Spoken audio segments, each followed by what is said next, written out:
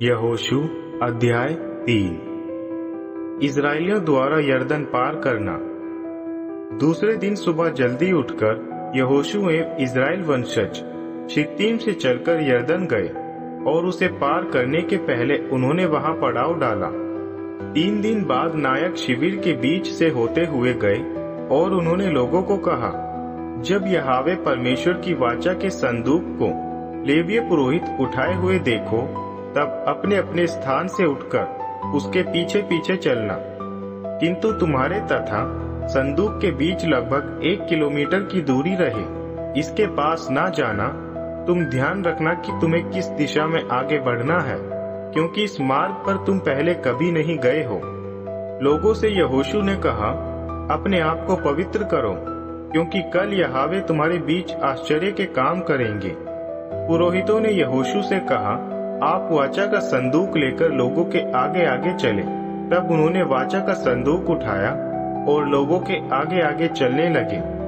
यहोवा ने यहोशू से कहा, आज वह दिन है जब मैं तुम्हें इस्राएल की दृष्टि में आदर का पात्र बनाऊंगा, और उन्हें यह मालूम हो जाएगा कि जिस प्रकार मैं मोशे के साथ था, ठीक वैसे ही तुम्हारे साथ भी रहूंगा।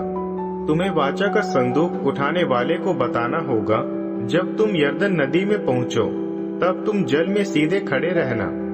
तब यहोशू ने इस्राएलियों से कहा, यहाँ आकर यहोवा अपने परमेश्वर का संदेश सुनो।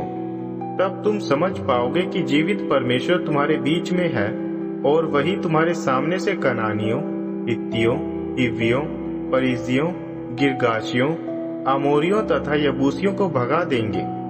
ध्यान रखना कि प्रभु की वाचा का संदूक तुम्हारे आगे यरदन में पहुंच रहा है। तब इस्राएल के हर एक गोत्र से 12 व्यक्ति अलग करो, जो हर गोत्र से एक एक पुरुष हो। जैसे ही यहोवा की वाचा का संदूक उठाने वाले पुरोहितों के पांव यरदन में पड़ेंगे, यरदन का जल बहना रुक जाएगा तथा एक जगह इकट्ठा हो जाएगा।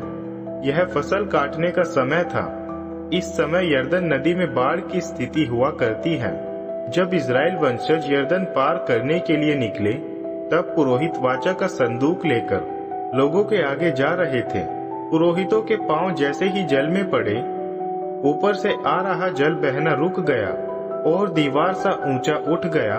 यह आदम नामक नगर था, जो जारेथान के पास है। इससे अराबा सागर, जो लवण सागर की ओर जाता है, वहां का जल पूरा सूख गया और इजरायली यरीको की ओर पार हो गए।